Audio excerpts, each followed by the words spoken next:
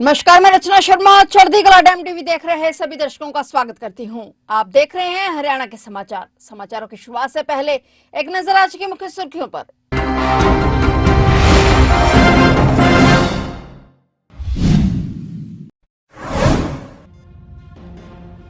मुख्यमंत्री ने pre budget पर किसानों और कृषि वैज्ञानिकों से की चर्चा। हर वर्ग के कल्याण पर आधारित होगा हरियाणा का बजट। बोले, मोटे अनाज की ओर चाहिए बढ़ना।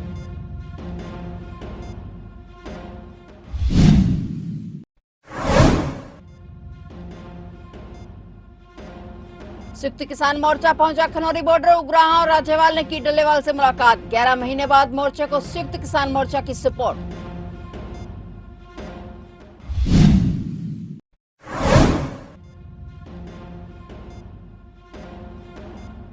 हरियाणा महिला आयोग की उपाध्यक्ष बर्खास्त। 1 लाख रिश्वत कांड में पकड़ी गई थी सोनिया। गिरफ्तारी के 25 दिन बाद पद से हटाया।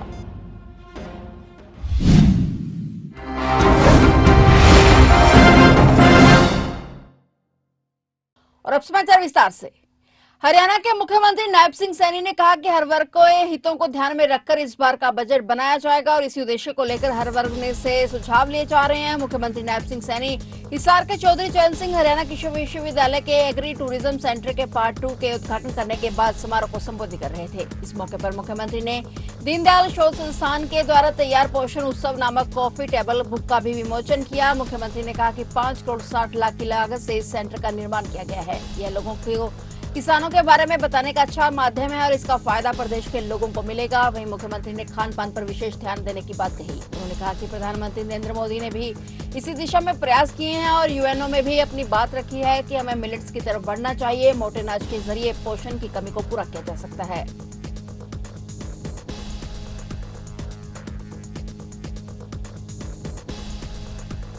आज सुबह से हिसार में 2-3 कर्मों के बीच में रहना हुआ है। अभी एक प्री बजट को लेकर के एक लोगों के सुझाव जो हमारे किसान, एफपीओज, प्रगतिशील किसान और हमारे कृषि विभाग के अधिकारी, हमारे वैज्ञानिक, उनके साथ बैठ करके कुछ मुद्दों के ऊपर किसान के हित में क्या उनकी राय हो सकती है जिससे कि किसान को लाभ मिले, कि उसके बाद यहाँ पर एग्री टूरिज्म कॉम्प्लेक्स उसका भी उद्घाटन हुआ है। जो एग्री पर्यटन केंद्र है, इस पर्यटन केंद्र के ऊपर 5 करोड़ 60 लाख रुपए की लागत आई है, जो 6 एकड़ में ये फैला हुआ है। मुझे खुशी है कि हमारी परंपरागत कृषि कैसे होती थी, खेती को किस प्रकार से हम करते थे, आजकल क्योंकि मॉडर्न टेक्निक आ गई, एडवांस टेक्निक आ गई है, परंतु परंपरागत तरीके से हमारे पूर्वज जो खेती को करते थे उसको इसके माध्यम से बताया गया है।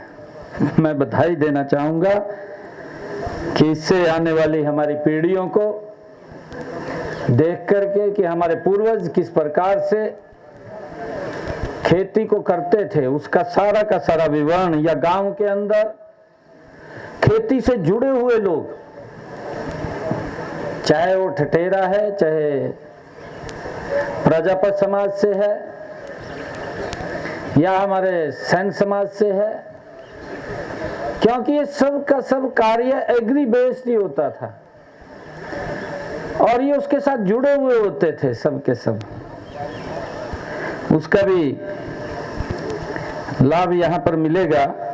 आज खनौरी बॉर्डर पर बड़ी हलचल देखने को मिली। आज संयुक्त किसान मोर्चा खनौरी बॉर्डर पहुंचा। लगभग 11 महीने के बाद मोर्चे को आज संयुक्त किसान मोर्चा की सपोर्ट मिली है। इस दौरान एसकेएम के नेताओं ने एकता प्रस्ताव सौंपा। वहीं उग्राहा और राज्यपाल ने आमरण अनशन पर बैठे किसान नेता जगजीत सिंह डल्लेवाल से मुलाकात की और उनका हालचाल जाना।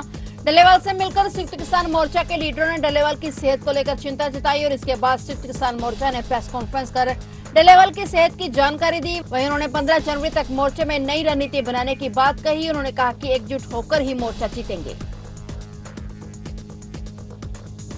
1 लाख के रिश्वत कांड में पकड़ी गई हरियाणा महिला आयोग की उपाध्यक्ष सोनिया अग्रवाल को बर्खास्त कर दिया गया है। इस बारे में महिला एवं बाल विकास विभाग की आयुक्त एवं सचिव अमनीत पी कुमार की ओर से आदेश जारी हो गए हैं। बता दें कि 15 दिसंबर को हरियाणा महिला आयोग की उपाध्यक्ष सोनिया अग्रवाल और उनके कार चालक कुलबीर को भ्रष्टाचार निरोधक ब्यूरो ने रिश्वत के आरोप में गिरफ्तार किया था और कुलबीर को 1 लाख रुपए की रिश्वत लेते हुए रंगे हाथों गिरफ्तार किया गया था। केंद्रीय ऊर्जा आवासन एवं शहरी कार्य मंत्री मनोहर लाल खट्टर करनाल दौरे रहे और शुक्रवार को केंद्रीय मंत्री मनोहर लाल ने करनाल जिले के लोगों को कई सौगातें दी हैं। मनोहर लाल ने करनाल स्मार्ट सिटी के अंतर्गत करीब 59 करोड़ के 3 प्रोजेक्ट का उद्घाटन किया, जिसमें केंद्रीय मंत्री मनोहर लाल ने सेक्टर 32 में बनाए गए इंडोर स्पोर्ट्स कॉम्प्लेक्स का उद्घाटन किया, सेक्टर 9 में क्रिकेट ग्राउंड का उद्घाटन किया और वहीं शक्ति कॉलोनी में बनाए गए महिला आश्रम का भी उद्घाटन किया। हरियाणा और उत्तर भारत के कई नामी गैंगस्टर फर्जी पासपोर्ट के माध्यम से विदेश भाग गए तो कई विदेश भागने की फिराक में हैं। ऐसे ही फर्जी कागजातों के माध्यम से गैंगस्टरों के पासपोर्ट बनवाने वाले 2 आरोपियों को सोनीपत एसटीएफ ने गिरफ्तार किया है। दोनों आरोपियों से एसटीएफ गहनता से पूछताछ कर रही है। जानकारी के मुताबिक हरियाणा के नामी गैंगस्टर अमन बैंसवाल और अंकित नरवाल के फर्जी कागजातों के माध्यम से फर्जी पासपोर्ट बनवाने में मददगार 2 आरोपियों को गिरफ्तार करने में सफलता मिली है। गिरफ्तार आरोपी विजेंद्र जैन दिल्ली में एक सीएससी सेंटर चलाता है तो सनी कुमार सहारनपुर में फर्जी कागजात तैयार करता है। इन दोनों ने अमन बैंसवाल और अंकित नरवाल का फर्जी पासपोर्ट बनवाया था, जिसके बाद अमन बैंसवाल तो विदेश भागने में सफल हो गया तो अंकित नरवाल पर बड़ौदा थाना में मुकदमा दर्ज करवाकर एसटीएफ ने सलाखों के पीछे भेज दिया है। दोनों मददगार आरोपियों को कोर्ट में पेश कर रिमांड पर लिया गया है। एसटीएफ दोनों आरोपियों से पूछताछ कर रही है और पता करने में जुटी है कि कैसे ये फर्जी पासपोर्ट बनवाए गए थे और किन किन बदमाशों के इन्होंने पासपोर्ट बनवाए हैं। किसान नेता जगजीत सिंह डल्लेवाल के आदेशों के बाद आज अंबाला के विभिन्न ग्रामीण क्षेत्रों में किसानों ने सरकार का शव यात्रा निकालते हुए सरकार का पुतला फूंका है। इस दौरान किसानों ने अगली रणनीति बताते हुए कहा कि 26 जनवरी को किसान ट्रैक्टर मार्च निकालकर रोष प्रदर्शन करेंगे। उन्होंने कहा कि किसान आंदोलन 2 को चलते हुए काफी लंबा समय हो गया है। वहीं किसान नेता डल्लेवाल के आमरण अनशन पर बैठे हुए लगभग 40 दिन हो गए हैं। सरकार तक अपनी बात पहुंचाने के लिए किसान नेता डल्लेवाल ने सभी जगह पर सरकार का पुतला फूंकने के आदेश दिए थे और इसी कड़ी के चलते अंबाला के विभिन्न गांवों में किसानों ने आज नारेबाजी की और पुतला फूंका गया है। अडानी, अंबानी, मोदी, अमित शाह और कृषि मंत्री का पुतला फूंका गया। ये दोनों फोरमों की आज कॉल थी और जो डल्लेवाल साहब आज 46वां दिन है, मरण व्रत में बैठे हैं, उन्होंने ये कॉल कि हर गांव के अंदर सारे भारत के अंदर ये आज कॉल थी कि इनका पुतला फूंका जहा सेंटर सरकार का, और वो सेंटर सरकार का पुतला आज जलवेड़ा के अंदर फूंका गया है। और हम सबसे कहना चाहेंगे इसका कोई सीमा समय तय नहीं है, शाम तक जद मर्जी तक कोई भी कहीं भी अपने गांव के अंदर ये पुतले फूकने हैं। और हम तो यही कहेंगे सरकार से भी हम यही मुजाहरे बार बार करेंगे। और एक और कल मैं 26 जनवरी की जो है वो ट्रैक्टर मार्च की है, उसके अंदर भी बहुत ज़्यादा संख्या में बेनती करेंगे लोगों को आपके चैनल के माध्यम से भी हम जहाँ भी कॉल देंगे वहाँ अपन इकट्ठे होना है। और ये आज जो मोदी का पुतला फूंका है और अडानी, अंबानी, कृषि मंत्री और अमित शाह का, ये दोनों फोरमों की कॉल है। आगे भी जो भी कॉल फोरमों की आएगी और हम उसको और बढ़ चढ़ कर इकट्ठे होंगे और सरकार को चुनाने का काम करेंगे।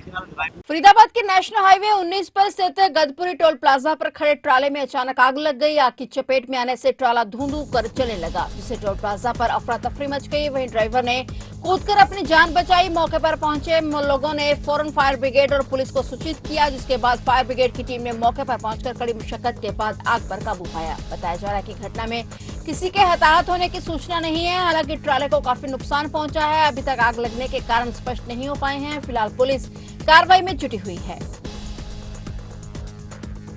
सोंगड़ा बड़वाला भाखड़ा नहर से एक 45 वर्षीय व्यक्ति का शव मिलने से आसपास के क्षेत्र में सनसनी फैल गई है। मृतक की पहचान नहीं हो पाई है। राहगीरों ने मामले की सूचना तरावड़ी थाना पुलिस और डायल 112 पुलिस को दी और पुलिस ने लोगों को मदद से शव को बाहर निकाला और पोस्टमार्टम के लिए मोर्चरी हाउस में भिजवाया है। पुलिस ने शव की पहचान के लिए आसपास के ग्रामीण इलाकों में भी पूछताछ की है। मृतक के शरीर पर चोटों के निशान पाए गए हैं। आशंका जताई जा रही है कि व्यक्ति की हत्या करने के बाद शव को नहर में फेंका गया है। मृतक की उम्र करीब 45 वर्ष के आसपास बताई जा रही है। थाना प्रभारी नसीब सिंह ने बताया कि फिलहाल पुलिस मृतक की शिनाख्त के प्रयास कर रही है और पुलिस हर पहलू पर गहनता से जांच करेगी। एक राहगीर ने सूचना दी है कि अपनी सोपड़ा नहर है ये, इसमें एक मेल की dead body, unknown dead body मिली है। उसका हमने यहाँ के लोगों जो लोकल लोग हैं उनकी हेल्प लेके इसको बाहर निकाला है और इसका हम पहचान की प्रयास करेंगे और इसका पोस्टमार्टम करवा के जो भी आगामी कार्रवाई होगी वो करेंगे। फिर उम्र की इसकी नियर अबाउट 45 साल के आसपास उम्र दिख रही 45 है। के आसपास। तो कोई इसकी वो बताएंगे कि कैसे इसने कपड़े पहने हुए हैं, कोई पहचान, कोई गुदा हुआ कुछ निशान हो इसके बॉडी पर? इसकी निशान की हम स्टडी अभी कर रहे हैं, अभी जस्ट आए हैं और फिर हम जो भी इसका पोस्टमार्टम में इसने ब्लू कलर के शूज डाले हैं और एक जैकेट है, एक स्वेट शर्ट टाइप की है इसके ऊपर। महिला एवं बाल विकास परियोजना अधिकारी पिंजौर कार्यालय द्वारा खंड स्तर की महिला खेलकूद प्रतियोगिता का आयोजन किया गया, जिसमें मुख्य अतिथि के तौर पर विधायक शक्ति रानी शर्मा ने शिरकत की। इसमें 6 अलग अलग तरह की गेमें खेली गई, जिसमें विजेताओं को कैश उनके खाते में डाल दिया जाएगा और इस दौरान खंड में बेहतरीन काम करने वाली कार्यकर्ताओं को सम्मानित किया गया। नीलोखेड़ी शहर को और ज्यादा सुंदर स्वच्छ बनाने और बाजारों की व्यवस्था दुरुस्त करने के लिए हलके के विधायक भगवान दास कबीरपंथी मेन बाजार में दुकानदारों के बीच पहुंचे। उन्होंने सभी दुकानदारों से सुझाव मांगते हुए कहा कि सभी अपने अपने सुझाव दे सकते हैं कि कैसे बाजार की व्यवस्थाओं में सुधार लाया जा सकता है। इससे पहले बाजार के व्यापारियों, गणमान्य लोगों और दुकानदारों ने विधायक भगवान दास कबीरपंथी का फूल मालाओं से भव्य स्वागत किया। विधायक भगवान दास कबीरपंथी ने दुकानदारों और व्यापारियों की सभी समस्याओं का प्रमुखता से निदान करने का आश्वासन दिया। तो आप देख रहे थे हरियाणा के समाचार और नए समाचारों के साथ फिर से हाजिर होंगे। तब तक के लिए देखते रहिए चढ़ती कला टाइम टीवी।